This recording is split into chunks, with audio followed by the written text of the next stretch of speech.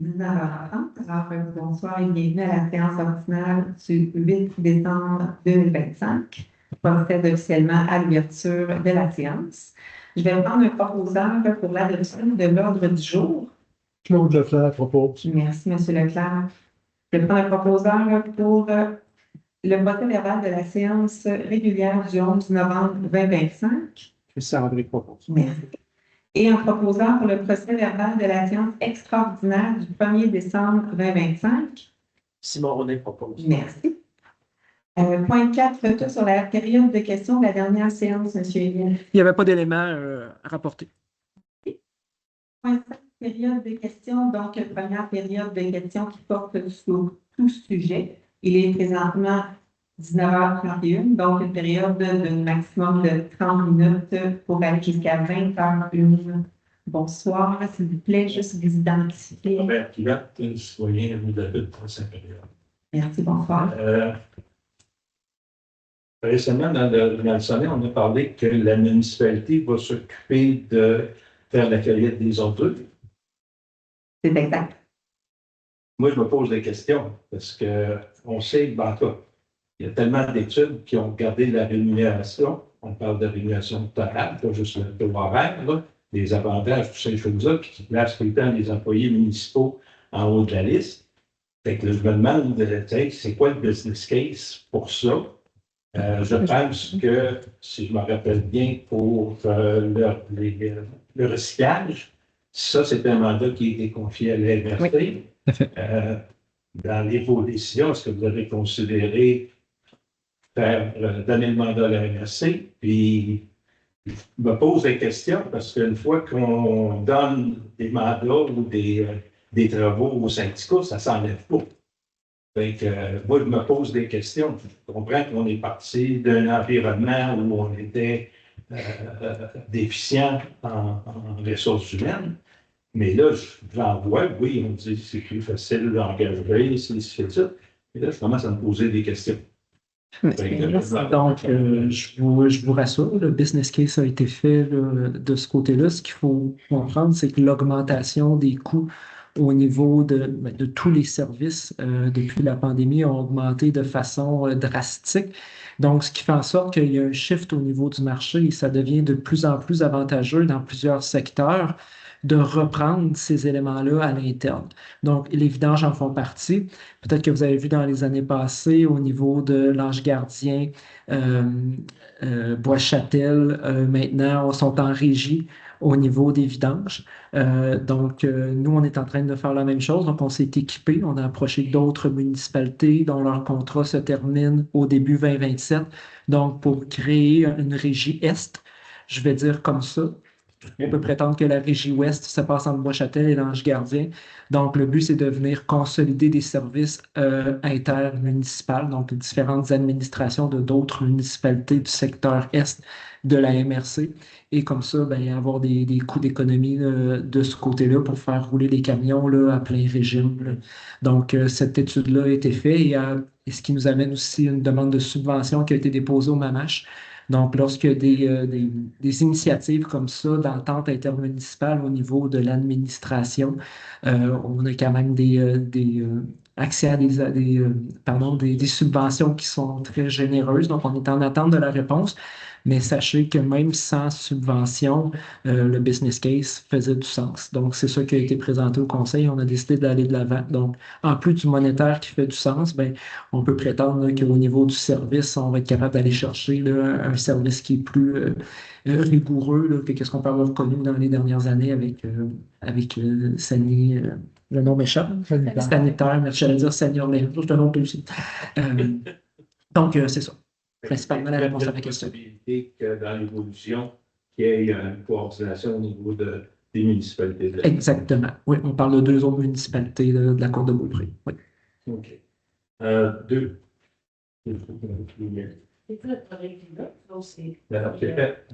Les camions sont acquis, fait que c'est.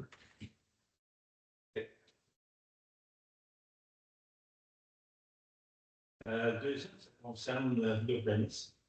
On s'est rencontrés dans le temps de la campagne électorale avec monsieur. Puis j'ai fait part de surprise que j'ai eues. Je me suis impliqué il y a bien des années dans la municipalité, entre autres l'introduction du plan d'intégration Le PIA. PIA. Ça fait que le but de ça, c'était d'assurer, d'encadrer le développement de la municipalité pour que ce soit harmonieux, qu'il n'y ait pas n'importe quoi qui se fasse, puis en même temps, mais ça protège les investissements des résidents qui ont déjà fait des investissements dans leurs choses. Là, je me pose des questions sur ce qui se passe. C'est certain que la réglementation doit être revue, c'est ça. Mais est-ce qu'on a perdu les objectifs? Et je te reviens spécifiquement sur, j'ai vu d'autres cas, là, mais celui-là, comme on dit, il m'a sauté dans la face pas mal. Je ne sais pas si les gens, non, je vais vous laisser faire circuler. C'est, il y a une nouvelle résidence qui vient de s'installer devant l'autre, devant des garages. En tout cas, c'est assez surprenant. Bon, moi, du coup, je comprends pas que ça ait été passé. Ça fait que. Moi, je peux vous arrêter, M. Pilote, par rapport à ce dossier-là. Là, ce qu'il faut comprendre, c'est que c'est un dossier en plusieurs phases. La résidence initiale a été bâtie sur 2 terrains. Donc, ce qui est en train de se passer, c'est que. Puis les terrains n'ont jamais été. Ils n'ont pas été lotis comme un seul terrain. Ils ont toujours demeuré 2 terrains. Donc, il y a une personne de la famille qui est en train de se bâtir sur un des lots, et après ça, il y a une partie de la maison qui va être démolie et qui va être reconstruite de l'autre côté. Donc, le résultat final là, qui a été vu est très harmonieux. C'est juste que présentement, ça a l'air de qu'est-ce que ça a l'air.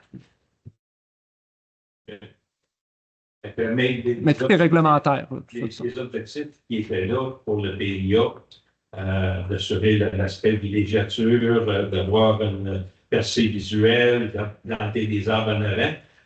Est-ce que tout ça, ça tient encore ou on a fait sauter ces choses-là? Ça demeure. Ça demeure? Oui. OK. Qui du conseil est sur le comité d'urbanisme? Présentement, on a M. Magny et M. Robin. OK. Merci. Merci. Bonjour.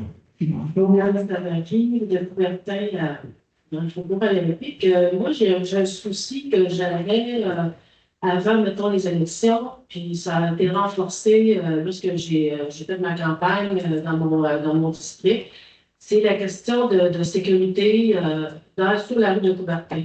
Beaucoup m'en ont parlé que les gens se sentent insécures. C'est pas sécuritaire sur la rue de Coubertin parce que c'est une rue qui descend très loin, puis il y a un quartier sous-jacent de côté, puis c'est un quartier en construction.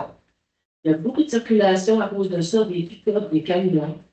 Les gens qui ne connaissent pas nécessairement le point. C'est une rue étroite, le trottoir, il n'y a pas de lumière, là, ça. C'est une rue qui n'a pas, il n'y a pas un sentiment de sécurité du tout dans cette rue-là. Puis, bon, il y a eu des volants qui ont été installés l'année passée, tout ça, avec un lumineux là, sur la vitesse, mais c'est pas suffisant. C'est pas suffisant. Puis là, ben, c'est retiré, cette pancarte-là. Puis là, en ce moment, il n'y a pas aucune pancarte qui incite à respecter la zone de vitesse, respecter les enfants. Si tu te promènes un peu dans les autres municipalités, moi, je me promène, puis je vois des pancartes, souvent, là, de sensibilisation, puis je trouve que ça manque dans mon coin. Ça m'en prendrait. Puis moi, ce que je pense, c'est que là, on est rendu peut-être à avoir des ralentisseurs, des vrais ralentisseurs, des dos down allongés. Bon, là, là-dessus, moi, les dos down allongés, là, il y en a à Saint-Joachim, il y en a dans bien des municipalités. Je vous arrête, Mme Savary. Ben, sachez que c'est quelque chose que, effectivement, nous aussi, on entend. La sécurité, là, ça a été, je pense, le point majeur encore et toujours. Hein. Puis, sachez que c'est quelque chose qu'on regarde, effectivement, pour des dos down ou des dos down allongés. Ben là, je vous dirais, on vient de rentrer. Novembre. Tout à fait. L'année passée, qui était signé par les gens de la rue, tout ça. Oui, et puis, moi, la chose aussi que je veux vous dire, c'est que dans le sondage que vous faites sur l'environnement, l'urbanisme, je trouve qu'il y a un manque à ce niveau-là par rapport à la sécurité. Vous annoncez dans le domaine d'habitation, voulez-vous des 2 étages, des 3 étages, dans cet effet, quand vous parlez de sécurité dans le sondage, là, vous ne donnez pas de choix. Vous dites pas qu'est-ce que vous aimeriez dans votre quartier, des dos d'or, des voleurs, des bacs à fleurs, des trottoirs. Il n'y a rien là-dessus. Il n'y a pas de choix.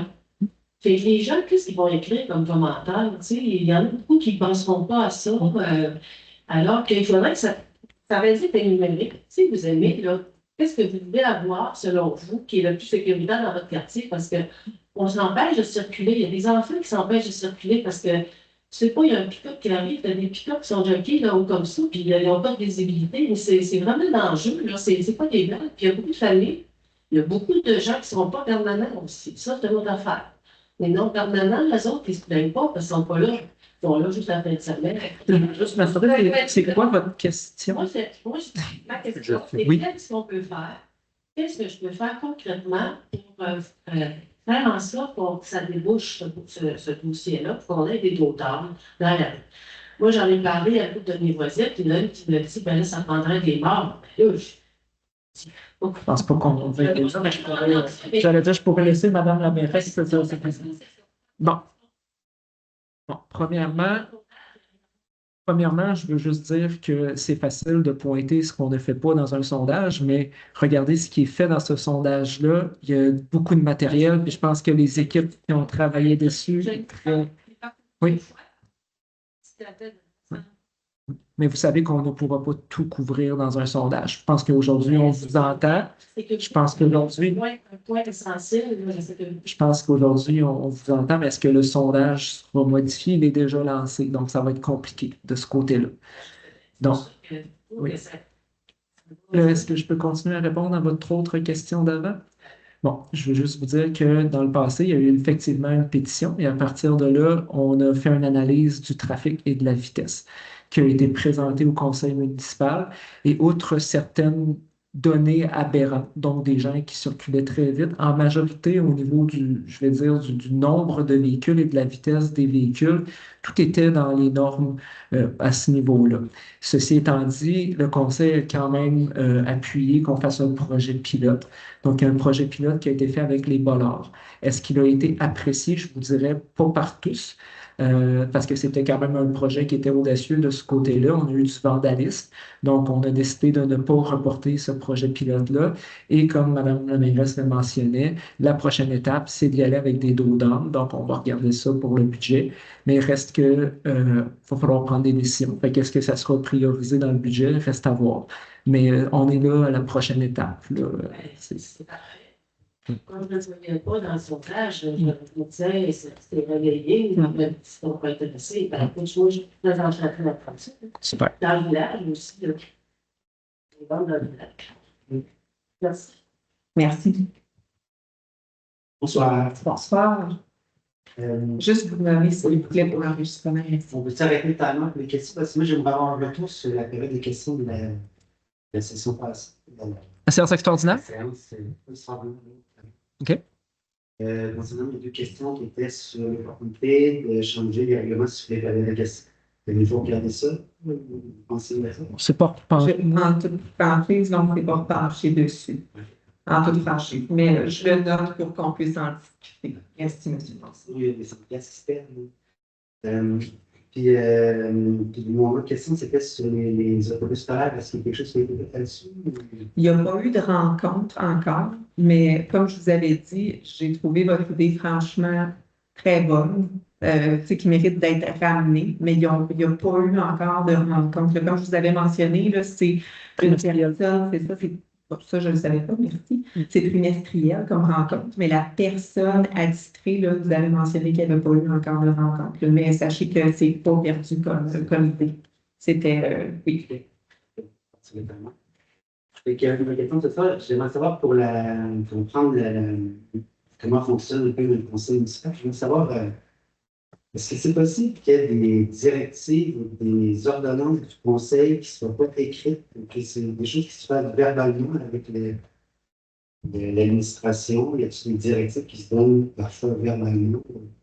Parce que moi, ce que j'ai Vous voulez dire par rapport à des mandats? Parce que moi, ce que j'ai vu dans la façon de fonctionner du conseil municipal, Par résolution. doit fonctionner par motion. Par résolution. C'est ça, par résolution. Résolution, motion, ordonnance. Y a-tu des fois des choses qui sont faites oralement et qu'on n'a pas de trace? C'est pas censé. Ça, c'est- Est-ce qu'à quoi vous pensez quand vous dites ça? OK. Je peux peut-être, je veux juste mentionner que c'est certain qu'au niveau des opérations, moi j'ai des statutaires avec Madame la mairesse, il y a des éléments fonctionnels au quotidien qu'on discute, qui n'ont pas nécessairement besoin d'être ramenés ou votés par résolution, là, qui permettent de fonctionner au quotidien, mais tout ce qui doit être apporté par résolution, à notre connaissance, l'est. Puis si c'est pas le cas, il n'y a pas de mauvaises intentions derrière ça, là, Concernant là, les projets de règlement, comme ça, on peut les retrouver avant.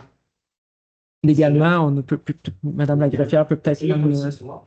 ouais. Comme ce soir, les projets de règlement Ouais. qui vont avoir une motion et qui vont être adoptés dans la même soirée. Mais c'est seulement les projets qui sont adoptés. Fait que dans le fond, c'est la motion, on dépose le projet, c'est le dépôt du projet de règlement qui fait qu'il devient public.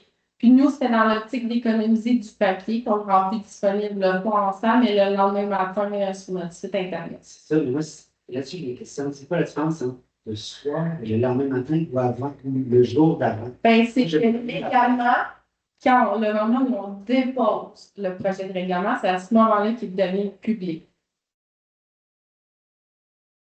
parce qu'en fait, Déposer, c'est mis sur le site Internet. Ben, déposer Déposer, c'est en tenant, puis nous, on les dépose le lendemain sur notre site web parce qu'avant, on fournissait papier, mais c'était beaucoup de gaspillage de papier, fait que c'était dans l'optique. Là, ce soir, là, on va aller en parler, mais là, on fait je veux juste m'assurer, il y a des gens qui parlent derrière, là, peut-être un petit peu de respect pour les gens qui sont au micro, merci. quelque chose. Là, on peut-être un peu perdu, mais on a pas de questions pertinentes là-dessus. Ça va passer à l'autre étape. Parce que moi, On va avoir des consultations publiques aussi, puis on adopte le règlement ou le second projet de règlement subséquemment, vous allez avoir beaucoup d'opportunités de poser vos questions. il y avait aussi les rapports financiers. Là, je pense que vous devriez les mettre sur le site Internet. Là, Ils sont là depuis 2013. Oui. Oui, ils sont là depuis 2-3 semaines. Là. Suite à un commentaire d'une personne, effectivement, on les a ajoutés. OK, vous pouvez les ajouter. Oui, comme je dis, ça fait 2-3 semaines. Là. Effectivement, c'était perdu dans la refonte de notre site, donc on les a réajoutés. Là. Oui, c'est parce qu'il y a dans les rapports financiers, il faut qu'il y ait une motion du conseil qui décide de c'est quoi la modalité de le rendre ça public. Puis je pense que la modalité, c'était juste pour je sais pas, mais Je suis pas sûr de comprendre votre question. ben, il doit y avoir une résolution qui dit c'est quoi la modalité pour rendre public les rapports financiers. Ben, c'est public quand on le dépose en séance du conseil. Comme ça, on dépose un état comparatif, on le dépose en séance du conseil, donc ça devient public. Donc, le dépôt est fait au niveau des états financiers annuellement. Comme là, on l'a en papier. Et après ça, vous l'avez plus, c'est ça? Avant, c'était ça la politique, c'était Non, déposer le papier un certain soir, puis après ça. Non, ça va sur notre site ensuite, normalement, là, mais c'est comme on dit.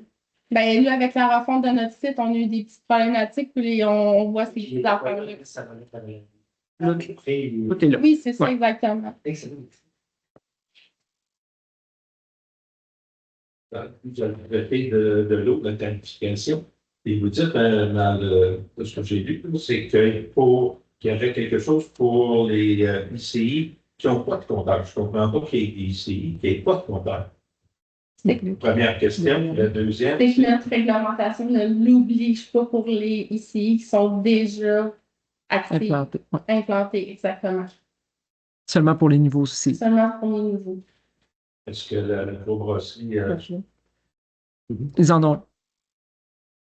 Un processus de commerce. et ça, c'est pourquoi on n'oblige pas? On nous oblige à gérer l'eau, on se fait retarder le développement parce que, fait que, tu sais, moi, je ne comprends pas C'est dans nos projets pour 2026. que ça va être rendu obligatoire. Oui, pour les commerces. Pour tous les ICI, tous vont avoir des compteurs de l'eau. Bonsoir, moi c'est Lino Lessard. Je voudrais savoir si vous avez vérifié si c'est possible de modifier la vitesse dans le secteur de l'avenue Royale, entre l'église et puis tout le reste du village, concernant la circulation. J'avais mentionné qu'il est un peu intense le matin. C'est sûr que c'est la période hivernale, c'est moins important, mais est-ce que c'est quelque chose que vous avez vu, si c'était, on pouvait agir là-dessus, comme baisser la limite de vitesse le matin? Ben, est-ce que vous réalisez? Depuis quelques mois, nous sommes maintenant, je vais dire, propriétaires là, de l'avenue Royale à partir de la rue du Sommet jusqu'à passer le village. Donc, avant, si nous voulions changer la vitesse à partir de, je vais dire, avant la côte, là, avant d'arriver au village, il fallait faire une demande au MTQ. À partir de maintenant, c'est sous notre gouverne. Donc, nous allons nous pencher, là, ça fait pas si longtemps que ça, là. Donc, il faut se pencher sur un plan global de comment on veut, avec le conseil, bien sûr, attaquer le village. Je veux dire comme ça. Nous avons déjà, là, pour l'instant, l'année dernière, avec une entente verbale là, du côté du MTQ, apposé la limite de vitesse à 30 au niveau de la zone scolaire. Donc, c'est une première étape qu'on a fait. Donc, on devra, là, en 2026, se pencher sur comment on veut attaquer notre village. Mais on mentionnait tantôt avec Mme Savary, est-ce que c'est des moyens physiques aussi qu'on peut mettre en place pour sensibiliser les gens à ralentir? Donc, ça peut être marquage, ça peut être des dos down spéciales. Donc, on devra se pencher avec le conseil, là, mais c'est sûr que c'est une préoccupation du conseil, là, la vitesse dans le village là, et dans les autres rues, bien sûr. Là. Ah, en fait, jusqu'à Saint-Tite, là, de ce côté-là, oui. Oui, c'est sous notre gouverne.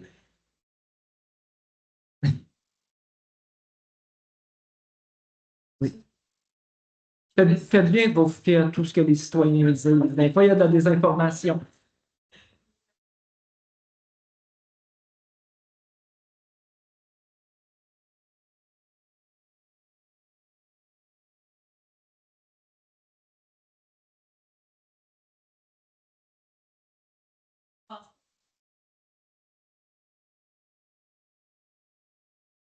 Vous avez besoin de combien, M. Robichaud, environ, de réponses pour que ce soit représentatif, le savez-vous? Ça dépend à qui on fait la question. Moi, à 500, je serais heureux, mais on aimerait savoir 1000 répondants. C'est ça, c'est le plus ambitieux, puis là, on est pas loin de 500. Tant mieux. OK, fait que c'est bon. Mais sinon, je me demandais qui allait trancher sur ces grandes questions-là. Sinon, c'est quelques citoyens qui se trouvent sur un comité. Peut-être nous avons une firme avec nous, c'est ça, puis qui sont je veux dire, plus connaisseurs, plus expérimentés, puis qui savent à peu près à quel niveau, à quelle tranche, justement, à quelle proportion ils peuvent traiter les données, puis que celles-ci sont viables, qui sont bonnes pour être traitées. Merci. Merci. Je me permets d'ajouter, depuis dernièrement, 2 sondages qui ont lieu à travers la MRC ou à travers la municipalité. Dans tous les cas, le taux de réponse des citoyens de Saint-Fériol a été, je vais dire, astronomique, là, même au niveau de la politique famille aînée de la MRC. On a été la municipalité où il y a eu le plus de répondants. Donc, quand on peut penser que Bois-Châtel était là et qu'ils ont près de 10 000 citoyens, mais c'est quand même Saint-Fériol à travers tout ça qui a trouvé le plus haut taux de participation, et pas en termes de pourcentage, mais en termes de personnes qui ont participé. Puis d'entendre aujourd'hui, là, après une semaine et quelques jours, qu'on est à 450 participants, pour moi, je trouve ça phénoménal. C'est vraiment, ça me rend très fier. Oui, absolument. Donc, très bien. Alors, à 19h53, le point 6, adoption des dépenses. Que le conseil municipal autorise le paiement des dépenses du mois de novembre 2025 tel que présenté au conseil. Le directeur général et trésorier certifie que des crédits sont disponibles pour procéder au paiement. Je prends un proposeur. Marc Magny propose. Merci. Point 7.1, fermeture de l'hôtel de ville pour la période des fêtes. Les bureaux administratifs de la municipalité seront fermés aux citoyens du 22 décembre 2025 au 2 janvier 2026, inclusivement pour la période des fêtes. Je prends un proposeur. Anthony Drouin propose. Merci. 7.2, calendrier des séances 2026. Que les séances débuteront à 19h au centre communautaire situé au 33 rue de l'Église. Que le calendrier ci-après soit adopté relativement à la tenue des séances ordinaires du conseil municipal pour l'année 2026.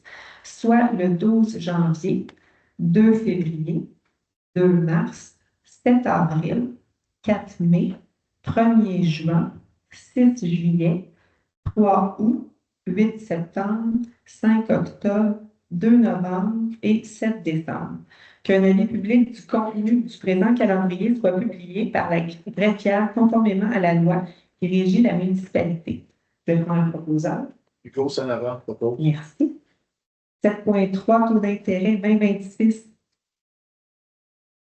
Que les membres du conseil municipal fixent le taux d'intérêt sur les comptes clients pour 2026 à 15 Je prends un proposeur.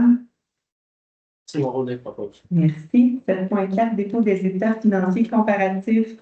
Le directeur général et trésorier dépose au conseil municipal les états comparatifs au 30 novembre 2025, tels que le prévoit l'article 167.4 du Code municipal du Québec. Donc, c'est un dépôt. 7.5, attribution, mandat juridique en matière de relations de travail. Considérant que la municipalité de Saint-Féréol-les-Neiges doit assurer une saine gestion de ses relations de travail et de ses ressources humaines dans le respect des lois et règlements applicables, que le conseil municipal mandate le cabinet Terrien Couture Jolicoeur, SENCRL, pour accompagner la municipalité de Saint-Féréol-les-Neiges dans les besoins juridiques liés aux relations de travail et à sa saine gestion des ressources humaines. Je prends le proposeur. Claude Leclerc propose. Merci. 7.6, ajustement PTI 2024, service incendie. Que le conseil municipal autorise l'acquisition des immobilisations au programme triennal d'immobilisation 2024-2026 pour le service incendie pour un montant total de 49 394 plus taxes incluses et payées par le fonds de roulement sur 10 ans. Je prends le proposeur. Christian André propose. Merci. 7.7, ajustement PTI 2025, service de gestion des actifs et développement durable. Que le conseil municipal autorise l'acquisition d'équipements de plomberie et de bornes de recharge, ainsi que l'entretien et l'amélioration de certains bâtiments municipaux au programme triennal d'immobilisation 2025-2027 pour le service de la gestion des actifs et du développement durable pour un montant corrigé n'excédant pas 42 000 taxes incluses. Ce montant de 42 000 sera payé à partir du fonds de roulement et remboursable sur une période de 10 ans. Je prends le proposeur. Marc Magny propose. Merci. 7.8, ajustement PTI 2025, équipements et logiciels informatiques. Que le conseil municipal autorise l'acquisition des immobilisations prévues au programme triennal d'immobilisation 2025-2027 pour les équipements de bureau, les équipements et les logiciels pour un montant corrigé n'excédant pas 149 500 plus taxes incluses. Ce montant de l'investissement sera payé par le fonds de roulement et remboursable sur une période de 5 ans. Me permettre, Madame la Oui, Présidente, je me permets de faire une petite explication des deux derniers ajustements de PTI. En fait, ce ne sont pas les nouvelles dépenses. On a seulement transféré des fonds d'un PTI à l'autre. Donc, pour une raison purement financière, pour nous permettre de rembourser sur une période de 10 ans plutôt qu'une période de 5 ans, il a fallu transférer des sous d'un PTI à l'autre. Donc, ce n'est pas des nouvelles dépenses, mais bien un transfert. Ce sont des vases communicables. Donc, le montant total dépensé est le même. Merci pour la précision. Je vais prendre un proposeur pour ce point. Anthony Drouin propose. Merci. Le 7.9, approbation des budgets révisés 2025 de l'Office municipal de l'habitation de la Côte-de-Beaupré en date des 17 octobre et 4 novembre 2025. Que le conseil municipal approuve les budgets révisés identiques du 17 octobre et du 4 novembre 2025 de l'Office municipal de l'habitation de la Côte-de-Beaupré pour l'établissement situé à Saint-Féréol-les-Neiges. Ce budget prévoit des revenus de 64 254 et des dépenses de 115 822 pour un déficit de 51 568 La contribution de la municipalité est à la hauteur de 10 du déficit, soit 5 157 Je vais prendre un proposeur. Simon Ronet propose. Merci. 7.10. Approbation du budget révisé 2025 de l'Office municipal de l'habitation de la Côte-de-Beaupré en date du 24 novembre 2025. Que le conseil municipal approuve le budget révisé du 24 novembre 2025 de l'OMH de la Côte-de-Beaupré pour l'établissement situé à Saint-Féréol-les-Neiges. Ce budget prévoit des revenus de 64 254 et des dépenses de 117 230 pour un déficit de 52 976 La contribution de la municipalité est à la hauteur de 10 du déficit, soit 5 298 Je vais prendre un proposant. Hugo Sarah propose. Merci. 7.11, nomination, comité consultatif en environnement. Que le conseil municipal nomme Anthony Drouin et Marc Magny afin de siéger au comité consultatif en environnement. En le proposant. Claude Leclerc propose. Merci, M. Leclerc. 7.12, nomination, comité de démolition. Que le conseil municipal nomme Mélanie Royer-Couture, Simon Roné et Marc Magny afin de siéger au comité de démolition. Je vais prendre un proposant. Christopher André propose. Merci. 7.13, nomination pour le comité de sécurité publique et mesures d'urgence. Que le conseil municipal nomme Christian Rodrigue afin de siéger au comité de sécurité publique et mesures d'urgence. Simon Roné propose. Merci beaucoup. 7.14, nomination sur le comité de la bibliothèque aux sources. Que le conseil municipal nomme Claude Leclerc afin de siéger au comité de la bibliothèque aux sources. Je prends un proposant. Marc Magny propose. Merci. Nomination au comité de la régie intermunicipale de l'ARENA. Que le conseil municipal nomme Hugo Saint-Laurent et Anthony Drouin à titre de représentants officiels de la municipalité de Saint-Féréol-les-Neiges au comité de la régie intermunicipale de l'ARENA. Un proposant. Marc Magny propose. Merci. 7.16, nomination au comité intermunicipal d'assainissement des eaux usées. Que le conseil municipal nomme Claude Leclerc à titre de représentant officiel de la municipalité de Saint-Féréol-les-Neiges au comité intermunicipal d'assainissement des eaux usées. Je vais prendre un proposant. Merci.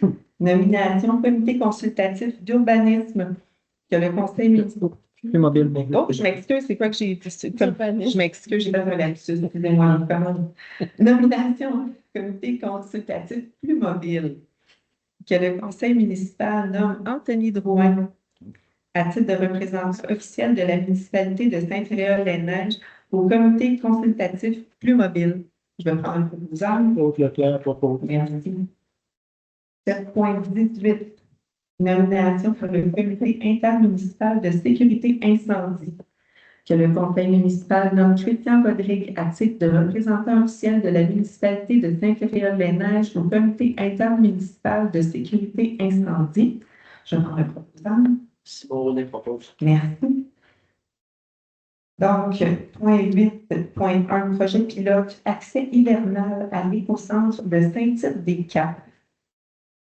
Considérant que l'écocentre de Saint-Tite-des-Caps demeure accessible durant la saison hivernale, considérant que les citoyens de Saint-Féréol-les-Neiges n'ont pas accès à un écocentre durant l'hiver, considérant que les deux municipalités souhaitent conjointement instaurer un projet pilote offrant aux résidents de Saint-Féréol-les-Neiges l'accès à l'écocentre de Saint-Tite-des-Caps, il est unanimement résolu que le conseil municipal entérine le projet pilote visant à permettre aux citoyens de Saint-Féréol-les-Neiges l'accès hivernal à l'écocentre de Saint-Tite-des-Caps selon les conditions suivantes. Une preuve de résidence sera exigée pour tout usager provenant de Saint-Féréol-les-Neiges, par exemple un permis de conduire ou un compte de taxe municipale. Le comité de la municipalité de Saint-Tite-des-Caps compilera mensuellement le nombre de voyages effectués par les citoyens de Saint-Féréol-les-Neiges à l'écocentre. À chaque trimestre, lors de la mise à jour des statistiques, la municipalité de Saint-Tite-des-Caps calculera le nombre total de voyages à l'écocentre, le nombre de voyages provenant de Saint-Féréol, ainsi que la proportion de ces voyages par rapport au total, afin d'établir une répartition équitable des coûts liés à l'exploitation de l'écocentre, salaire, collecte des conteneurs et autres frais opérationnels, selon une règle de 3 appliquée aux dépenses mensuelles. Je vais prendre un proposant. Marc Magny propose. Merci. 9.1. Contribution financière pour les festivités du Nouvel An à la station Mont-Saint-Anne. Que le conseil municipal octroie un montant de 1 900 $ avant les taxes applicables afin de contribuer aux festivités du Nouvel An à la station Mont-Saint-Anne qui se tiendront le 31 décembre 2025. Je prends un proposal. Anthony Drouin se propose. Merci. Politique de soutien aux athlètes Saint-Céréolais. Que le conseil municipal adopte la politique de soutien aux athlètes Saint-Céréolais. Que la présente politique abroge toute autre politique antérieure portant sur le même sujet. Que le conseil municipal autorise la mairesse Mélanie Royer-Couture et le directeur général et trésorier Éric Ennis à signer la dite politique. Cette politique fait partie intégrante des présentes, comme si elle était retranscrite au long. Je prends ça. Claude Leclerc propose. Merci. 9.3. Politique de soutien au fonctionnement des organismes et de commandites à la production d'événements. Le conseil municipal adopte la politique de soutien au fonctionnement des organismes et de commandites à la production d'événements. La présente politique abroge toute autre politique antérieure portant sur le même sujet. Le conseil municipal autorise la mairesse Mélanie Royer-Couture et le directeur général et trésorier Éric Ennis à signer la dite politique. Cette politique fait partie intégrante des présentes comme si elle était retranscrite au long. Je vais prendre le proposal. Sandrine propose. Merci. Dossier en urbanisme, point 10. 10.1. Explication et consultation sur une demande de dérogation mineure située au 184 rue des Marguerites. Monsieur Ennis. Oui, donc comme vous pouvez le voir sur le téléviseur, vous me confirmez que vous voyez bien. Donc, la résidence du 184 rue des Marguerites. Donc, dans ce cas-là, on peut voir à droite de la résidence qu'il y a un muret de blocs de béton. Donc, notre réglementation permet ce type de muret pour une hauteur de 30 cm. Et dans ce cas-là, on parle de 61 cm. Donc, on est dérogatoire à ce niveau-là. Donc, je ne sais pas s'il y a des questions dans la salle par rapport à ça. Donc, on est vraiment dans la hauteur du muret là, dans ce cas-là. Et avec la décision. Merci beaucoup. S'il ne peut pas faire, admettons qu'il n'y a pas de dérogation, qu'est-ce qu'il peut faire comme alternative? Oui, ça dépend du type d'aménagement, effectivement. Ça pourrait être fait par étage. Là, on voit que la maison, l'implantation de la maison a été collée là, directement proche du terrain. Donc, c'est sûr que dans ce contexte-là, les alternatives ne sont pas connues encore, donc à suivre. Mais on peut comprendre que présentement, par rapport à notre réglementation, là, il n'est pas conforme. C'est ce qui nous amène à la décision. Donc, que le conseil municipal prend acte de la recommandation du comité consultatif d'urbanisme et refuse la demande de dérogation mineure visant à autoriser au 184 rue des Marguerites des blocs de remblais décoratifs d'une hauteur de 0,61 m, alors qu'en vertu du deuxième paragraphe du troisième alinéa de l'article 231 du règlement numéro 15-674 de zonage, la hauteur maximale des blocs de remblais décoratifs est de 0,3 m. Je vais prendre le proposeur. Anthony Drouin propose. Merci. 10.3. Explication et consultation sur une demande de dérogation mineure située au 2147 Avenue Royale. Donc, dans ce contexte, on parle d'un transfert de propriété. Là. Donc, la personne qui s'est retrouvée propriétaire de la résidence s'est trouvée avec une résidence qui n'était pas conforme. Donc, à l'époque, en 2021, il y avait une demande de permis qui avait été faite pour un patio d'une dimension de 1,9 m par 3 m. Donc, en bois, cette demande-là ne comprenait pas l'ajout d'un toit.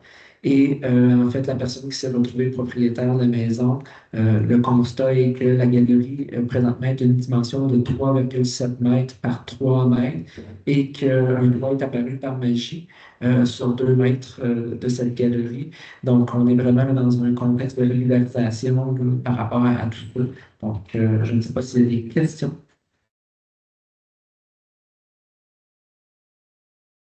Merci, c'est ce qui nous amène à la décision. Donc, que le conseil municipal prend acte de la recommandation du comité consultatif d'urbanisme et accepte la demande de dérogation mineure visant à autoriser au 2147 avenue Royale l'implantation d'un perron en cours latéral à 1,2 m d'une ligne de l'eau, alors qu'en vertu du règlement 15-674 de zonage, la distance minimale d'une ligne latérale ou arrière de l'eau est de 2 mètres pour les perrons. Je vais prendre un proposeur. Marc Magnier propose. Merci. 10.5, explication et consultation sur une demande de dérogation mineure au 255 rue des Myrtilles.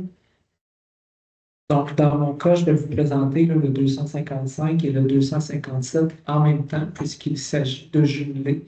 Donc, comme on peut voir sur l'écran, ce sont deux jumelés qui sont implantés à 5,9 mètres de la ligne avant de l'eau, alors que la réglementation stipule que ça devrait être 6 mètres. Donc, il y a eu un petit enjeu au niveau de l'implantation lors de la construction.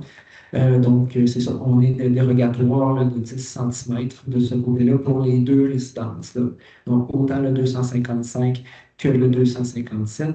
Donc, je ne sais pas s'il y a des questions à ce niveau-là.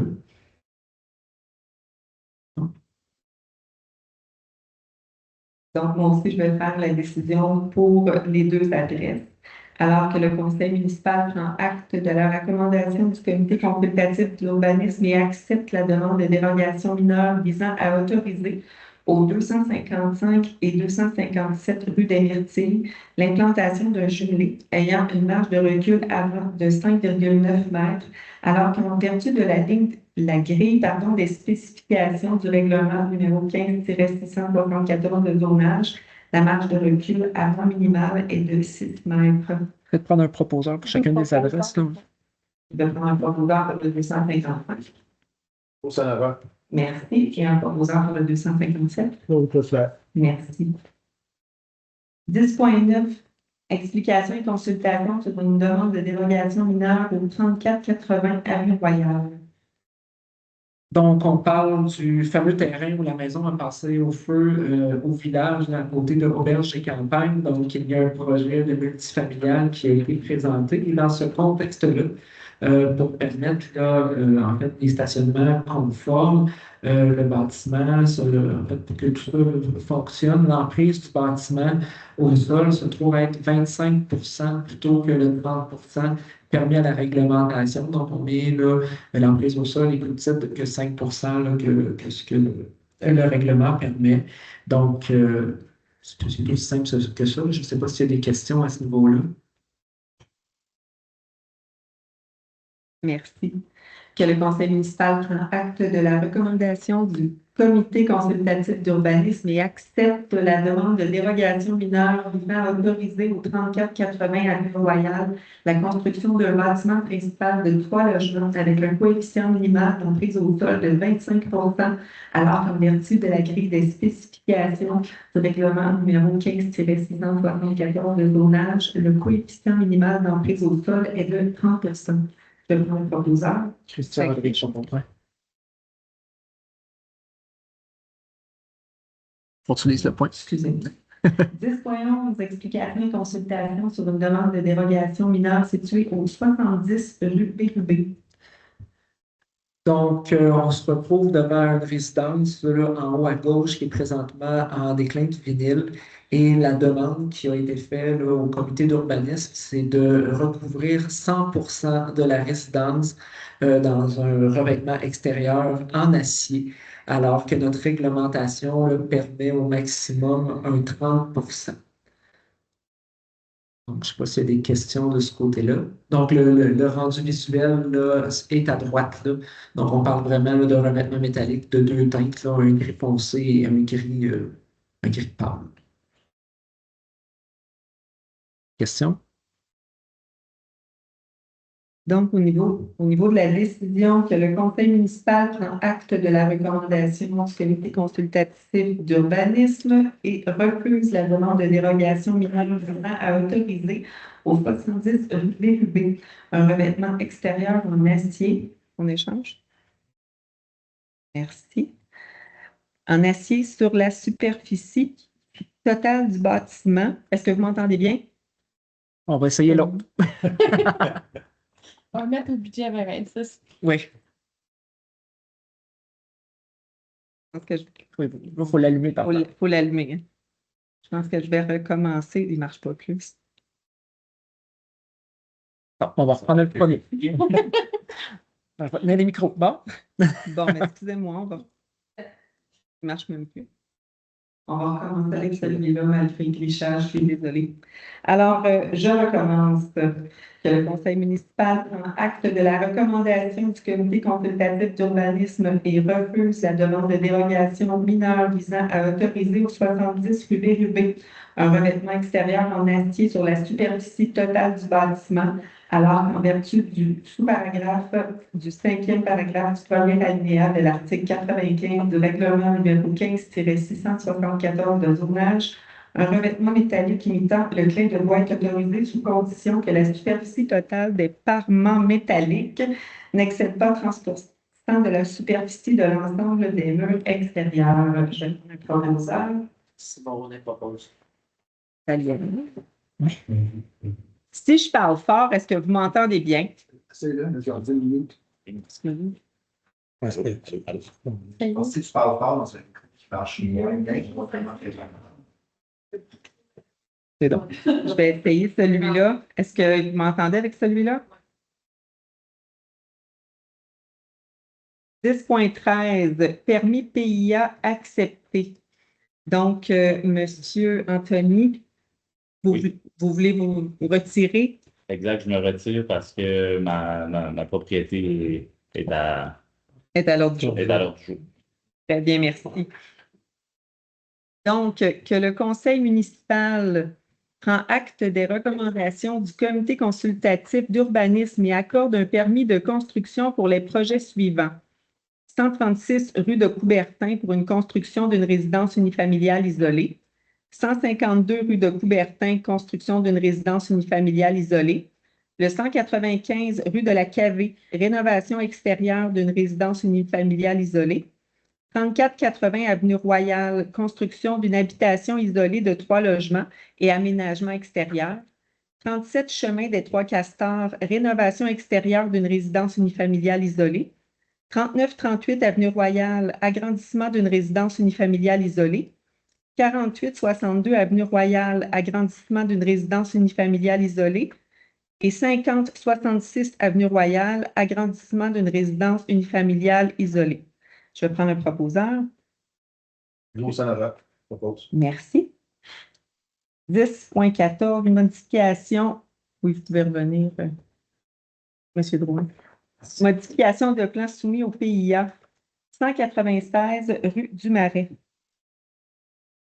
Que le conseil municipal prend acte de la recommandation du comité consultatif d'urbanisme et accorde la demande de modification au plan de construction de la résidence unifamiliale isolée située au 196 rue du Marais. Je vais prendre un proposeur. Christian André propose. Merci. Et le 10.14.2, 41 rue des Jets Bleus. Que le conseil municipal accepte la recommandation du comité consultatif d'urbanisme et accorde la demande de modification au plan de construction de la résidence unifamiliale isolée située au 41 rue des Jets Bleus. On a proposeur. Anthony Drouin propose. Merci. 10.15, nomination secrétaire du comité consultatif d'urbanisme. Que le conseil municipal nomme John Giroux McCulloch, coordonnateur à l'urbanisme et à l'environnement, à titre de secrétaire du comité consultatif d'urbanisme. On a proposeur. Simon Rodet propose. Merci.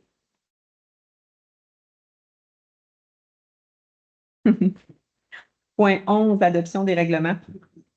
Règlement 25-902, modifiant le règlement 15-678 concernant le comité consultatif d'urbanisme afin de réviser les règlements encadrant la gestion du comité. Que le conseil municipal adopte le règlement numéro 25-902, modifiant le règlement numéro 15-678 concernant le comité consultatif d'urbanisme afin de réviser les règlements encadrant la gestion du comité.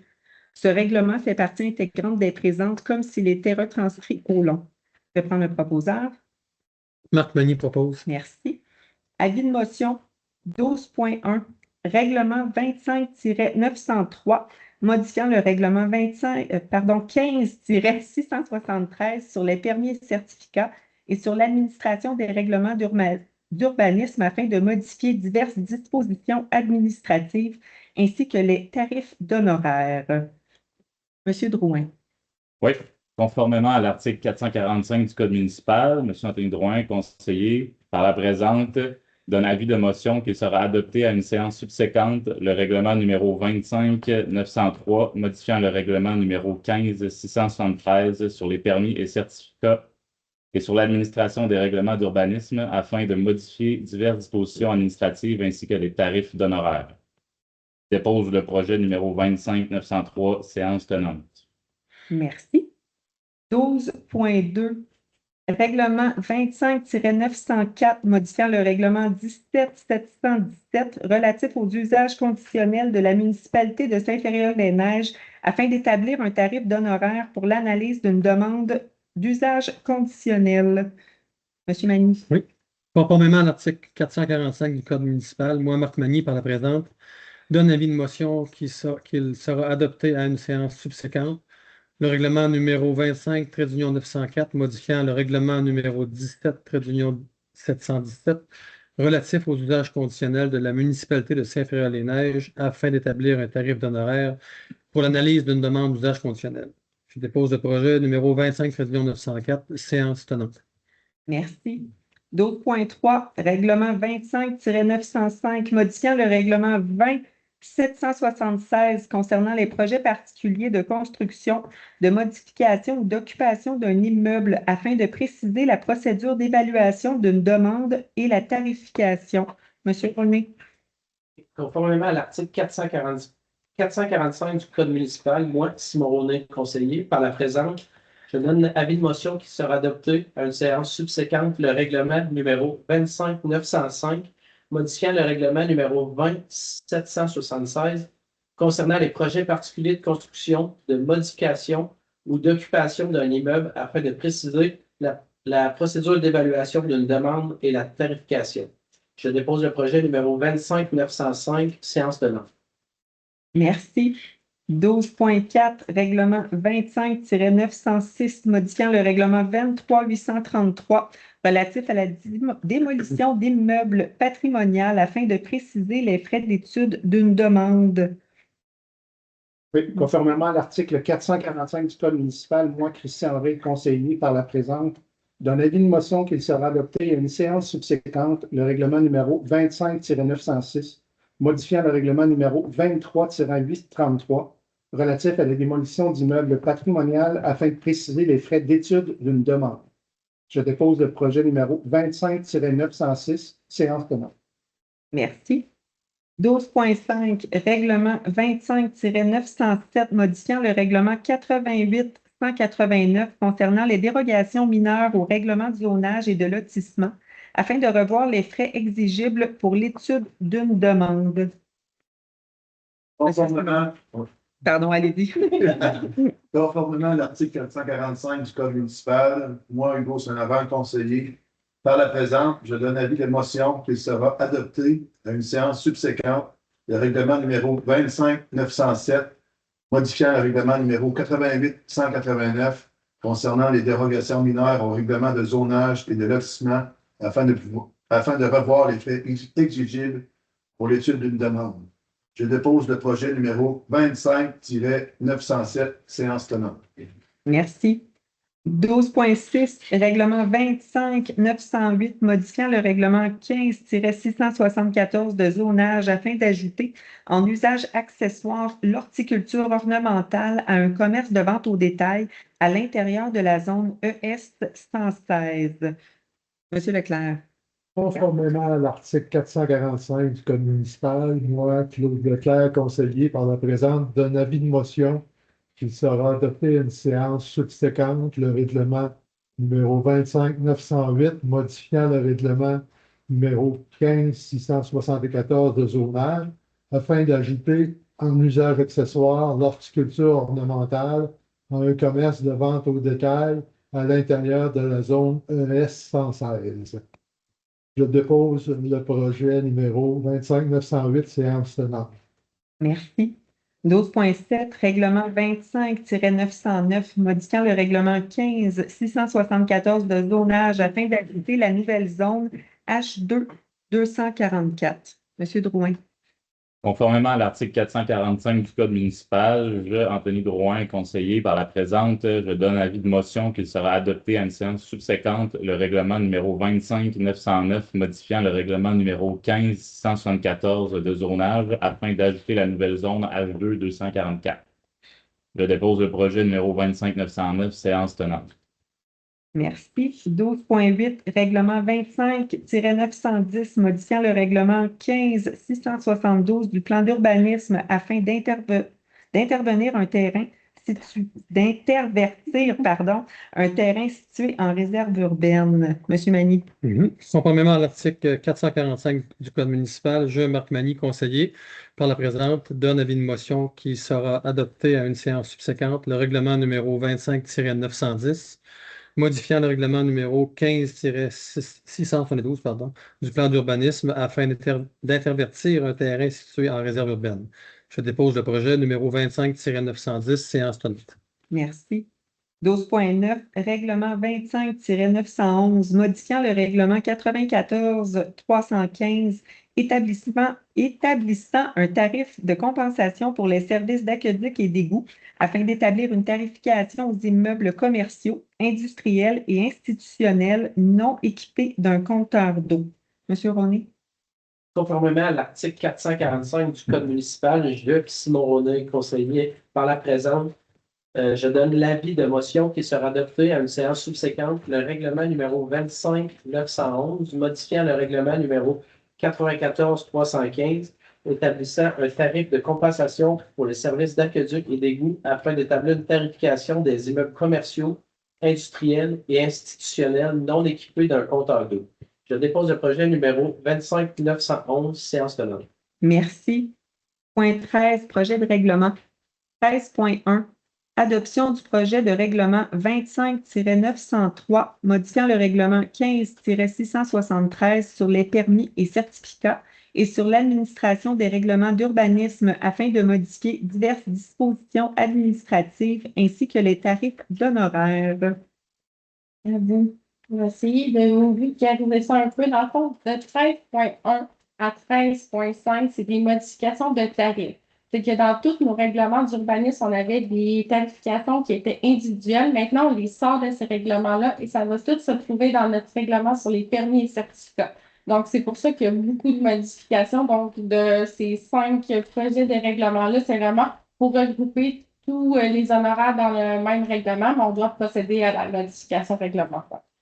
Donc, pour la 13.1, considérant qu'afin de faciliter la gestion des tarifs d'honoraires, il est préférable de regrouper l'ensemble de ces derniers dans un seul règlement. Considérant que ce règlement ne contient pas de dispositions susceptibles d'approbation référendaire, et considérant qu'un avis de motion a été donné, il est résolu que le Conseil municipal adopte le projet de règlement numéro 25-903, modifiant le règlement numéro 15-673 sur les permis et certificats et sur l'administration des règlements d'urbanisme afin de modifier diverses dispositions administratives ainsi que des tarifs d'honoraires. Ce règlement fait partie intégrante des présentes comme s'il y était retranscrit au long. Merci. 13.2. Pardon, proposeur. Je vais prendre un proposeur. Anthony Drouin propose. Merci. 13.2. Adoption du premier projet de règlement 25-904 modifiant le règlement 17-717 relatif aux usages conditionnels de la municipalité de Saint-Féréol-les-Neiges afin d'établir un tarif d'honoraires pour l'analyse d'une demande d'usage conditionnel. Alors, règlement numéro 2 de notre série de 5. Donc, considérant que ce règlement est susceptible d'approbation référendaire et considérant qu'un avis de motion a été donné, il est résolu que le Conseil municipal adopte le premier projet de règlement numéro 25-904, modifiant le règlement numéro 17-717 relatif aux usages conditionnels de la municipalité de Saint-Féréol-les-Neiges afin d'établir un tarif d'honoraires pour l'analyse d'une demande d'usage conditionnel. Ce règlement fait partie intégrante des présentes comme s'il y était retranscrit au nom. Simon René propose. Merci, M. René. 13.3. Adoption du projet de règlement 25-905 modifiant le règlement 20-776 concernant les projets particuliers de construction, de modification ou d'occupation d'un immeuble afin de préciser la procédure d'évaluation d'une demande et la tarification. Un petit peu. Alors, règlement tout à fait simple. Considérant que ce règlement ne contient pas de dispositions susceptibles d'approbation référendaire, considérant qu'un avis de motion a été donné, il est résolu que le conseil municipal adopte le projet de règlement numéro 25-905 modifiant le règlement numéro 20-776 concernant les projets particuliers de construction, de modification ou d'occupation d'un immeuble afin de préciser la procédure d'évaluation d'une demande et la tarification. Ce règlement fait partie intégrante des présentes comme s'il était retranscrit au long. Marc Magny propose. Merci, M. Magny. 13.4. Adoption du projet de règlement 25-906 modifiant le règlement 23-833 relatif à la démolition d'immeubles patrimoniaux afin de préciser les frais d'étude d'une demande. Règlement 4-5, vous me suivez toujours? Alors, considérant que ce règlement ne contient pas de dispositions susceptibles d'approbation référendaire, considérant qu'un avis de motion a été donné, il est résolu que le conseil municipal adopte le projet de règlement numéro 25-906, modifiant le règlement numéro 23-833 relatif à la démolition d'immeubles patrimoniaux afin de préciser les frais d'étude d'une demande. Ce règlement fait partie intégrante des présentes comme s'il y était retranscrit au long. Christian Henry propose. Merci, M. Rodrigue. 13.5. Adoption du projet de règlement 25-907 modifiant le règlement 88-189 concernant les dérogations mineures au règlement de zonage et de lotissement afin de revoir les frais exigibles pour l'étude d'une demande. Considérant que ce règlement ne contient pas de dispositions susceptibles d'approbation référendaire, considérant que l'avis de motion a été donné, il est résolu que le conseil municipal adopte le projet de règlement numéro 25-907, modifiant le règlement numéro 88-189 concernant les dérogations mineures au règlement de zonage et de lotissement, afin de revoir les frais exigibles pour l'étude d'une demande. Ce règlement fait partie intégrante des présentes comme s'il y était retranscrit au long. On a proposeur. Anthony Drouin propose. Merci. 13.6. Adoption du premier projet de règlement 25-908 modifiant le règlement 15-674 de zonage afin d'ajouter en usage accessoire l'horticulture ornementale à un commerce de vente au détail à l'intérieur de la zone ES-116. Mon côté. Donc, on parle de la zone ES 116, donc le terrain, je vais parler plus fort, le terrain à l'ouest du marché du Faubourg, donc le terrain qui a été acheté par Mme Ruellan de commerce Flore. Donc, on veut permettre là, dans cette zone-là l'horticulture ornementale. Donc, comme l'avis de motion le mentionne et comme le titre le mentionnait très bien d'ailleurs. Donc, considérant que ce règlement contient des dispositions susceptibles d'approbation référendaire par les personnes habiles à voter, telles que prévues par la loi sur l'aménagement et l'urbanisme, considérant l'avis de motion qui a été donné à la séance du 8 décembre 2025 et que le projet de règlement a été déposé et présenté lors de cette même séance, considérant qu'en vertu sur la loi sur l'aménagement et l'urbanisme, le processus d'adoption doit débuter par l'adoption d'un premier projet de règlement. Donc, il est résolu que le conseil municipal adopte le premier projet de règlement numéro 25-908, modifiant le règlement numéro 15-674 de zonage afin d'ajouter en usage accessoire l'horticulture ornementale à un commerce de vente au détail à l'intérieur de la zone ES 116. Ce règlement fait partie intégrante des présentes comme s'il était retranscrit au long. Je vais prendre un proposeur. Christian Henry propose. Merci. On va poser la question à la période de questions à Mme Savary. 13.7, adoption du premier projet de règlement 25-909 modifiant le règlement 15-674 de zonage afin d'ajouter la nouvelle zone H2-244. Monsieur Robichaud. Monsieur Robichaud. Bien sûr. Ouais. Ben, je vais vous intervenir ici pour que les gens en ligne puissent vous voir. Donc, je vais en profiter pour aller chercher ma charge de l'ordinateur parce qu'il y a un peu de long service.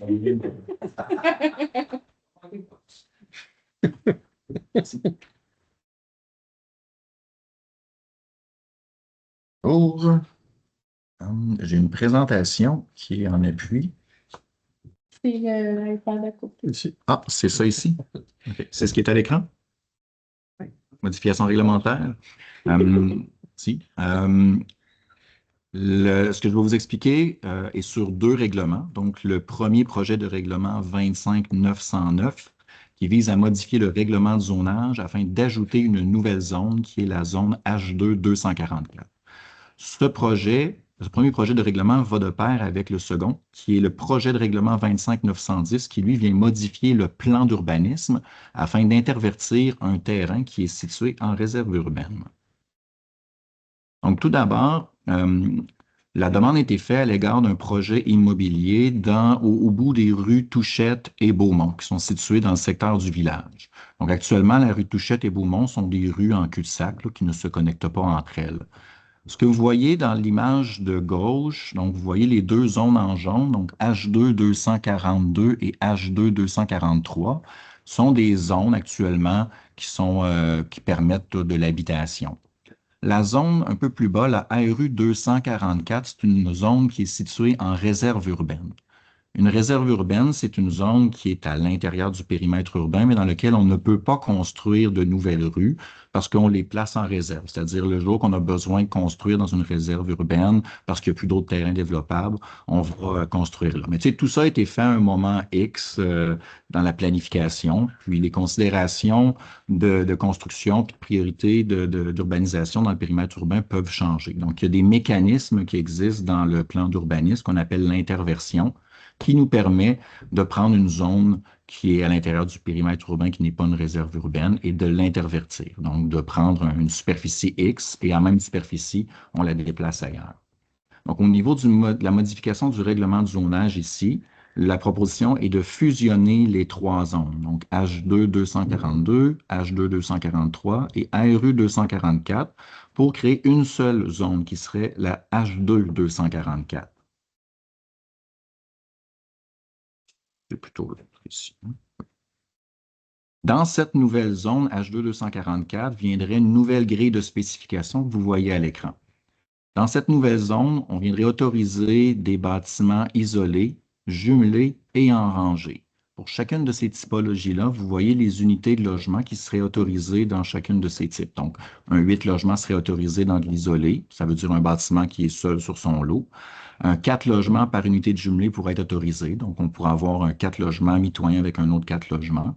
Et on pourrait avoir 3 unités de logement qui sont en rangée. Donc, c'est comme un jumelé, mais avec au moins 3 unités qui sont l'un à côté de l'autre. Et chaque unité pourrait avoir 3 logements. Un petit peu plus bas, dans le point 3 de la grille, vous voyez les différentes normes d'implantation et de dimension du bâtiment. Donc, on a des marges de recul avant de 6 mètres, avec un maximum de 7,5. On aurait des marges latérales de 2 mètres minimales combinées à 6 mètres, mais de 4 mètres dans le cas d'un bâtiment qui serait jumelé ou en rangée. On aurait également une marge de recul arrière de 7 mètres, puis un coefficient maximal d'emprise au sol de 40 %. Puis pour ce qui est des espaces verts, on parle de 30 % minimum pour l'ensemble du terrain, et même chose pour la cour avant. La hauteur minimale serait de 4,5 mètres, maximale de 9,5 mètres pour des habitations unifamiliales. Pour des habitations qui seraient bifamiliales, trifamiliales ou multifamiliales, on autoriserait jusqu'à 12 mètres de hauteur. Une largeur minimale de bâtiment de 7,5 mètres serait exigée, puis de 6 mètres pour un jumelé ou un bâtiment rangé. Pour ce qui est des normes particulières, évidemment, ça va au PIA, comme toute la zone qui est déjà en PIA. Le déclin de vinyle serait prohibé sur le bâtiment et la densité résidentielle nette moyenne exigée pour un projet immobilier serait de 15 logements à l'hectare. Les images que vous voyez ici à l'écran, c'est le plan d'affectation du sol qui est dans le plan d'urbanisme. Donc, la question de l'interversion, il faut aller chercher une superficie de terrain égale ailleurs sur le territoire pour faire l'interversion. Et le terrain qui a été retenu dans l'exercice ici, c'est la bande de terrain qui est au nord du Faubourg Nord, qui est l'emprise électrique. Dans les faits, il y a déjà une réserve urbaine dans le secteur. Donc, vous voyez, dans le fond, l'encadré rouge là, sur l'image de gauche et de droite, c'est ce qui correspond à l'actuelle et la projetée en termes de réserve urbaine.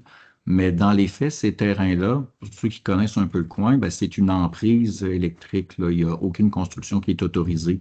Fait qu'il n'y a rien, en fait, concrètement qui vient changer pour ce secteur-là, parce que c'est déjà une emprise électrique, là. Il y a un 300 pieds, il y a un 400 pieds total des lignes là, qui est en servitude d'Hydro-Québec. Il n'y a rien qui peut construire là.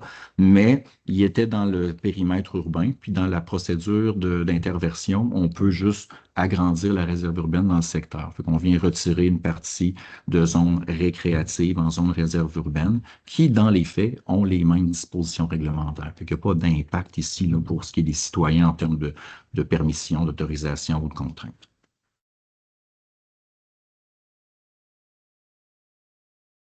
Pour comprendre les prochaines étapes, ici, on vous dépose un projet de règlement qui est relativement complexe là, sur le plan d'urbanisme et le règlement du zonage. Donc, prendrai le temps des fêtes pour faire une belle lecture de ces grilles de spécifications-là. Joyeux Noël. Au retour, donc, consultation publique pour entendre les réactions, les commentaires qu'il pourrait avoir à l'égard du projet de règlement. Il va s'en suivre là, une série d'adoptions de règlements, donc le deuxième règlement et l'adoption du règlement en février pour éventuellement aller vers une entrée en vigueur autour de mars ou avril, suivant l'autorisation de la MRC pour la conformité au schéma d'aménagement. Donc ça, c'est la partie adoption du règlement pour l'aspect réglementaire. Pour ce qui est du projet immobilier en tant que tel, il faut comprendre que l'autorisation d'un projet immobilier ne passe pas nécessairement par un projet de zonage, mais bien par l'autorisation via un protocole d'entente. Donc, pour un projet à l'égard du municipal, ben, il faut avoir un plan de lotissement, un concept architectural, il faut avoir toutes les études là, géotechniques, les études environnementales, paysagères, donc toute la gestion du chantier, etc. Lorsqu'on sera en mode projet, l'autorisation du projet va relever du conseil municipal. Mais là, l'étape où on est présentement relève du changement de la modification réglementaire et non pas de l'autorisation d'un projet immobilier comme tel. Voilà. Oui. Yes. Une question. Moi, j'irais. Moi, je l'autorise, M. Plot. Oui, on parle d'unifamilial, on parle de maison en rangée, on parle d'édifices à plusieurs logements. Est-ce que, finalement, est-ce que c'est du locatif ou c'est du condo locatif ou c'est quoi qui va sortir de là pour les multi? Je comprends bien la question. Ce qui est encadré au niveau du règlement municipal d'urbanisme, c'est la forme, c'est la construction. Ce n'est pas nécessairement la façon qu'il est géré en termes de location ou en termes de propriété privée. La seule chose à location qu'on peut gérer, c'est via des projets intégrés, à savoir si c'est une copropriété. Ce n'est pas le cas ici. Ce n'est pas un projet intégré, ce ne serait pas des copropriétés, un peu comme on retrouve dans des projets intégrés comme le Lac des Pionniers, par exemple. Est-ce que ça peut être du locatif? Oui. Est-ce que ça va être du locatif? Pas nécessairement. Ce n'est pas encadré par le règlement. Mais ça pourrait l'être locatif, ça pourrait être la propriété privée. Ça pourrait être les deux. Basé sur des gens, la compagnie qui veut développer ça. Est-ce qu'ils vous ont annoncé ce que ça serait? Si je peux permettre de répondre. Je suis en train de voir bien, avec Vincent Lafrance, propriétaire des terrains. Au niveau du développement, c'est plus un développement base résidentiel. Dans le centre du village, l'objectif du règlement, c'est d'avoir une mixité de projets. On parle oui, de l'unifamilial, jumelé en rangée. Puis, si dans le cas qu'il y aurait une demande pour du 4-6, on voyait plus ça dans un type de locatif pour permettre à des résidents qui soient propriétaires ou qui n'aient pas nécessairement accès à la propriété pour un instant, d'être capable.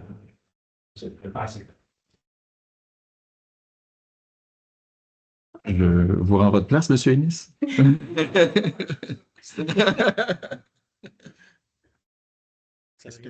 te laisse. Je vais, si vous permettez, je vais compléter l'ordre du jour, en fait, puis on ira à la période de questions, puis on vous permettra ces questions-là.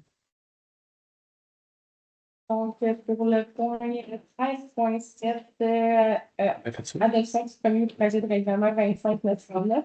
Alors, comme M. Robichaud l'a très bien expliqué, donc, considérant que ce règlement contient des dispositions susceptibles d'approbation référendaire, considérant qu'un avis de motion a été donné, il est résolu que le Conseil municipal adopte le premier projet de règlement numéro 25.909, modifiant le règlement numéro 15.674 de zonage afin d'ajouter la nouvelle zone H2 244. Ce règlement fait partie intégrante des présentes comme s'il y était retranscrit au long. Merci. 13.8, je vais prendre la proposition. Merci. 13.8, adoption du projet de règlement 25-910 modifiant le règlement 15-672 du plan d'urbanisme afin d'intervertir un terrain situé en réserve urbaine.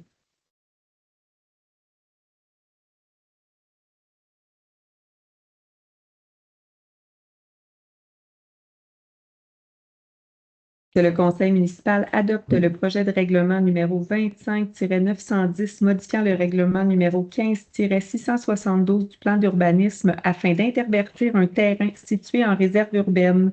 Ce règlement fait partie intégrante des présentes comme s'il était retranscrit au long. Je vais prendre un proposal. Marc Lagny propose. Merci. Période de questions, deuxième période de questions sur ceux qui viennent d'être traités à l'ordre du jour. C'est une période de questions de 20 minutes. Il est présentement 20h46, ce qui peut nous mener à 21h06. Monsieur Pilote. Pour ce point-là, c'est un peu ma question de tantôt. Il y a des ICI qui n'ont pas de compteur et avec ça, tous vont avoir. C'est bien ça? Non. C'est que le règlement présentement. Vous êtes bien parti, allez-y. Le règlement présentement qu'on adopte, c'est pour venir tarifier ceux qui n'en ont pas. Mais en 2026, on travaille déjà sur un règlement pour obliger toutes les ICI à avoir des compteurs d'eau. Donc, ça va se faire en deux temps. C'est que là, présentement, on doit quand même tarifier ceux qui n'ont pas de compteur d'eau et qui n'étaient pas obligés d'en avoir. C'est ça, la tarification. Ce qui fait qu'à un moment donné, pour les discussions avec le ministère, la question de la microbrasserie, est-ce qu'ils ont été tarifés? À partir du 1er janvier 2026, effectivement, ils seront tarifés à la consommation. Mais pas en 2025. Pas en 2025, non. On a adopté le règlement 2025, mais il est en vigueur à partir du 1er janvier 2026. Et de là, la nécessité de venir prévoir la tarification pour ceux qui n'en ont pas. C'est ça, il y en a quelques-uns qui devront se conformer lorsque la réglementation sera changée. C'est une minute. Ils n'étaient pas obligés. À l'époque, non. Oui. Peut-être, je vois Mme Savary qui ne s'est pas levée. Là. Vous aviez une question tout à l'heure par rapport à l'usage conditionnel pour le ES 116. Ce qu'il faut comprendre, c'est que l'usage accessoire, pardon, c'est qu'un ne va pas sans l'autre. Donc, c'est un usage commercial et à ça se greffe l'horticulture ornementale, pardon, mais on ne pourrait pas abandonner le commerce et seulement permettre l'horticulture ornementale. Donc, un ne va pas sans l'autre. On ne veut pas perdre la vocation commerciale du terrain qui est très importante.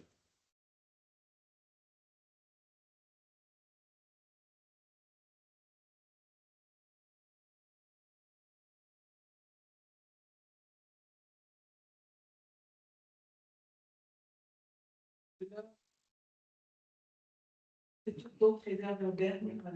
Oui, exactement. Puis le fait d'intervertir, c'est qu'il y a un pourcentage de réserves urbaines qui doit être préservé. Pourquoi c'est nécessaire d'intervertir si c'est pas trop long de répondre? Ça pourrait être. La superficie de RU 244, là, par cœur, la quantité d'hectares mis dans le processus de règlement, on va prendre la même superficie ou trouver un autre terrain qui n'est pas en réserve urbaine. Et le terrain, je te mentionné, qui est dans l'entreprise. La superficie comparable. D'accord. Puis moi, j'avais une dernière question concernant le point 7.35. L'attribution de mandage juridique en matière de relation de travail. Je voulais savoir c'est qu'est-ce qui a motivé en embauche de cette firme. En fait, nous n'avions pas d'avocat attitré. Donc, moi, quand je suis arrivé à la municipalité, nous travaillons avec Dunton Rainville. Donc, c'est important de faire des des résolutions comme ça pour s'assurer après ça que le cabinet d'avocats peut partir et s'assurer qu'il ne soit pas en conflit d'intérêts par rapport à d'autres mandats qu'il puisse avoir. Et sachant que la fin de la convention collective est au 31 décembre 2026, donc nous avons l'intention de commencer à négocier en amont de la fin de la convention collective. Donc, c'est pour ça qu'on vient s'adjoindre du bureau TCJ là, pour nous accompagner dans tout ça. Donc, ils ne seront pas l'agent négociateur, mais ils seront en arrière-scène là, pour venir valider tout ce qui est au niveau juridique, au niveau des relations de travail. Là. Pas du tout, c'est usage courant là, de faire affaire avec un avocat en relation de travail dans le cadre de négociation de convention collective. Là. Ce qui est peut-être un peu différent de ce qu'on a fait dans le passé, c'est qu'habituellement, nous envoyons l'avocat faire la négociation. Là, en fait, c'est des cadres de notre côté qui vont faire la négociation et derrière, on aura l'avocat en conseil là, pour s'assurer on connaît ce qu'on veut. Donc, on veut s'assurer d'être à la table de négociation, s'assurer qu'on obtient ce qu'on veut et on aura l'avocat derrière qui sera là pour nous accompagner là, pour valider tout le volet légal. Là. Merci.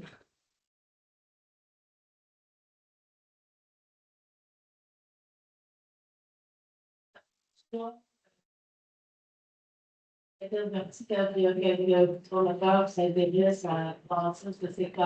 pas les règles pour qui sont sous-jacentes à l'usage de ces zones de puis le pourcentage. C'est les dispositions qui existent dans le plan d'urbanisme. Ça s'est déjà fait à quelques reprises depuis l'adoption des règlements depuis 2015, parce qu'il y avait, dans le fond, lorsque les règlements et le plan d'urbanisme en 2015 ont été faits, c'était avec les connaissances qui étaient disponibles à l'époque, avec le marché qu'il y avait à l'époque. Dans l'immobilier, ça varie rapidement. Et ponctuellement, il peut y avoir des propriétaires qui viennent faire une demande comme celle-là. Ça s'est déjà fait ailleurs pour le territoire depuis 2015. Et oui, c'est une demande qui va être faite par un propriétaire de dire, moi, je veux développer dans une réserve avec l'experture de rue. Alors là, il faut déposer un projet de règlement comme on fait là, pour le plan de zonage, mais également pour le plan d'urbanisme. Et ça doit être approuvé par la NRC, pour s'assurer que ça respecte le directif. Mais pour toujours que la même proportion de réserve urbaine soit mieux de social. Oui, exactement. Si je vais un peu plus loin, il y a deux façons d'ouvrir la réserve urbaine. L'interversion, c'en est une. Il y en a une autre, c'est juste d'ajouter ce qu'on appelle des zones prioritaires d'urbanisation. Ça veut dire des zones H, des zones M, c'est des zones prioritaires d'urbanisation. C'est là que c'est autorisé de faire du développement immobilier et des ouvertures de rue. Et on peut ouvrir une nouvelle réserve urbaine quand toutes ces zones-là, un certain pourcentage ont été comblées. L'enjeu, la particularité de notre territoire, c'est qu'on a beaucoup de zones H sur notre territoire qui sont plein de milieux humides, plein de cours d'eau. Ces milieux naturels-là, on ne les connaissait pas en 2015. C'est des connaissances qu'on a acquises tout récemment via différentes démarches. Ça fait en sorte qu'aujourd'hui, on a des zones prioritaires d'urbanisation qui avaient été faites avec le retard 2015, qui ne sont plus pertinents à l'égard de la protection des milieux naturels. On ne peut pas utiliser le mécanisme parce que réglementairement, ça passe plus. Puis on doit faire des vérifications au niveau de la NRC. Alors, on n'a pas le choix de passer vers une intervention comme celle-là. C'est systématique que lorsqu'une demande, c'est la partie de gens. Parce que là, le terrain, il est déjà possédé. Le RV 244, ça a déjà au moins.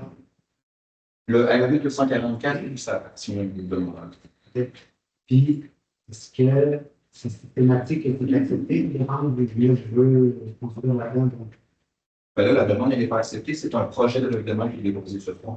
L'acceptation du changement va se faire sur l'adoption du règlement qui est prévu en plus autour du mois de février, respectant les procédures de développement.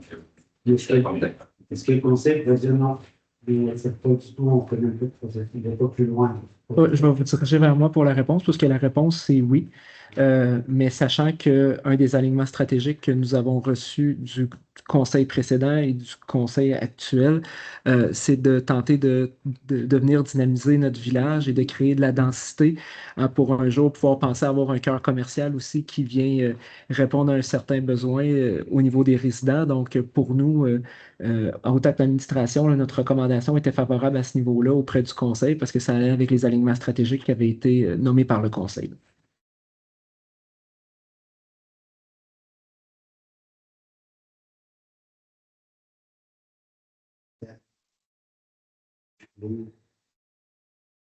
Parce que maintenant, on peut. Effectivement. Vous pouvez verrouiller à des personnes, puis non à d'autres personnes, selon si ça va avec des divisions stratégiques. C'est sûr que vous prétendez, quand vous êtes vision stratégique avec des petits guillemets cachés, qu'il peut y avoir des mauvaises intentions derrière ça. Mais en fait, mais la réponse est oui. Là. Le conseil pourrait, pour différentes raisons, accepter ou refuser.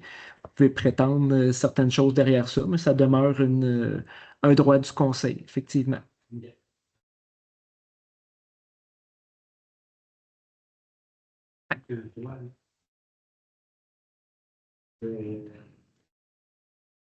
Vous légalisez pour le 1,2 mètres, mais vous parlez pas du toit et des dimensions. Qu'est-ce qu'il y a là-dessus? Le toit se trouve à une distance de 2 mètres de la ligne de l'eau, donc il n'y a pas d'enjeu de ce côté-là. Là. Vraiment, ce qui va l'amener régulariser. C'est pour ça qu'on vient faire une dérogation mineure de ce côté-là. Il faudrait valider si la dérogation est au niveau du toit, Marie-Noël. Non.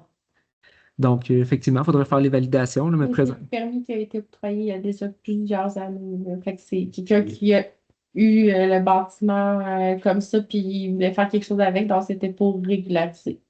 OK. Mais ce que je disais, c'est qu'il y a un toit qui n'est pas supposé être là. C'est ça? Ou j'avais pas mis. Ce que je dis, là, que si vous voyez en rouge, là, en fait, ça devra passer par une demande de permis au niveau du toit, puis pas nécessairement une dérogation mineure. Excusez-moi, c'est moi qui ai fait la présentation qui a omis de vous donner ce petit point-là.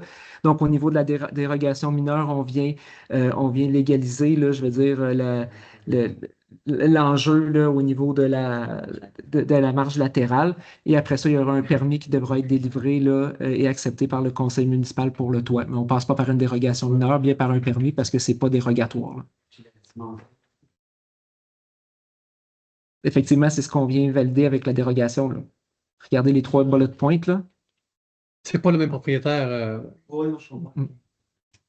Puis le but, c'est de venir régulariser la situation pour la personne qui s'y retrouve avec la maison. J'ai cru comprendre que c'était une succession. Mon omission, je m'en excuse. Est-ce qu'il y a d'autres questions? Très bien. Alors, c'est ce qui nous amène au point 15, information des membres du conseil. Est-ce qu'un conseiller veut commencer? Eric? Monsieur Leblanc? Oui, alors c'est un petit point. Le 30 novembre dernier, il y a eu un spectacle de marionnettes dans le cadre des 40 ans de la bibliothèque municipale. Alors, c'est un spectacle produit par Marionnette au bout du monde, intitulé La cabane à sapin.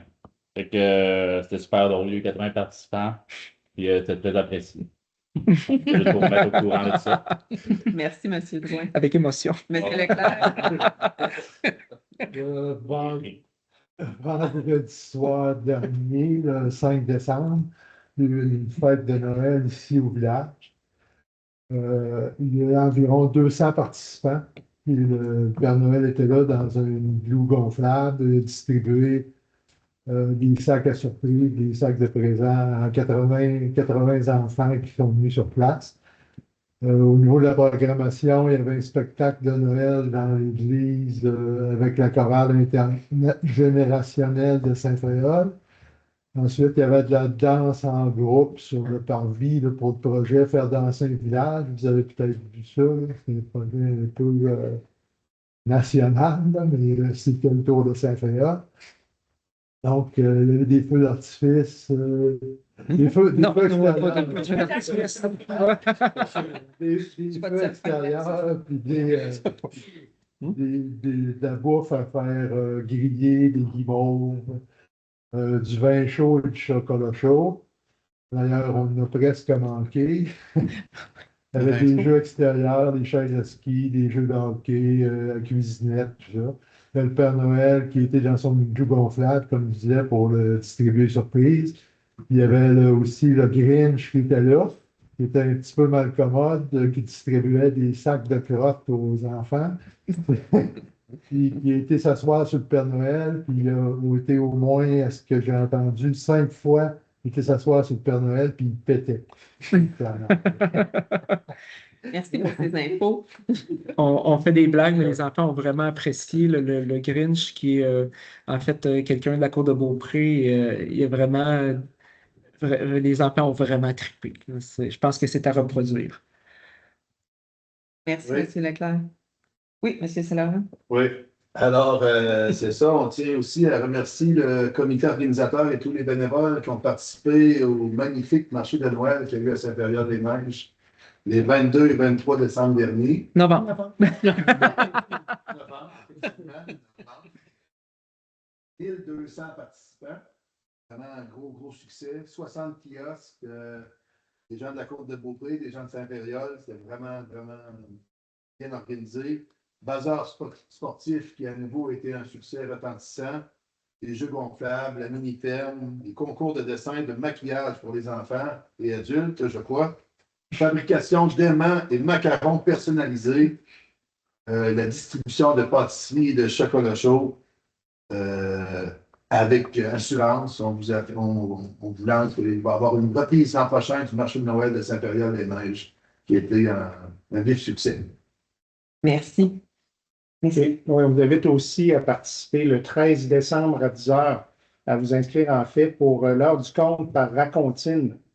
Donc le 13 décembre à 10h, comme je disais, l'inscription se fait via la plateforme Kidigo. Merci, M. Rodrigue. M. René? Moi, j'y vais dans un tout un autre ordre d'idée. On a parlé un peu en début de séance, là, mais il y a la refonte du plan d'urbanisme et de mobilité durable qui s'en vient. Plusieurs savent, il y a un sondage en ligne, c'est très important d'y participer.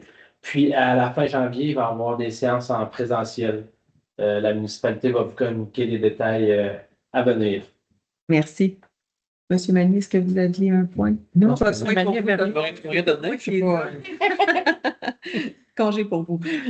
Alors, à mon tour, vendredi, le 5 décembre dernier, se tenait la 3e édition de la Journée de l'enfance qui est organisée là, par le biais de la MRC de la Côte de Beaupré. Cette année, le thème était Jeunesse et dépendance. Ça avait lieu à l'école secondaire du Mont-Saint-Anne. On a eu une participation record là, d'intervenants et d'enseignants ainsi que de parents, de citoyens. On était plus de 150 personnes. Il y avait plusieurs là, ateliers, conférences, tout en lien avec la dépendance, là, que ce soit vapotage, drogue, alcool, mais aussi cyberdépendance. On traitait vraiment de toutes sortes de sujets. Ça a été vraiment apprécié. Vraiment, ça s'en vient, je pense, une tradition sur la Côte de Beaupré. Il y a déjà la prochaine édition, le sujet est déjà décidé, là, donc restez à l'affût là, pour l'an prochain. Ensuite de ça, restez également à l'affût, il va y avoir une consultation publique pour le projet immobilier de la PINED dans le Faubourg-Nord. C'est jeudi, le 18 décembre. Jeudi 18 décembre à 18h30. Donc, l'annonce officielle se fait ce soir. Donc, les communications dès demain partiront là, autant sur nos réseaux sociaux, infolettres, et également là, des lettres personnalisées qui seront envoyées là, aux gens qui sont impactés là, directement là, par ce projet-là. Merci. Un rappel du budget qui sera adopté là, en janvier 2026, considérant que nous sommes une année électorale, nous avions la possibilité de reporter en janvier. Donc, la soirée du budget qui sera le 26 janvier prochain. Puis, la séance ordinaire régulière là, de janvier se tiendra le 12 janvier à 19h. Donc, tel que mentionné, là, les séances seront dorénavant là, décalées de 30 minutes, donc 19h au lieu de 19h30. Puis en terminant, notre dernière séance de l'année 2025. Alors, je vous souhaite en mon nom et au nom du Conseil de très joyeuses fêtes. Profitez bien de votre temps de repos. Et je procède officiellement à la levée de la séance. Alors, je vais prendre un proposeur. Merci beaucoup. Je vous souhaite une très belle soirée.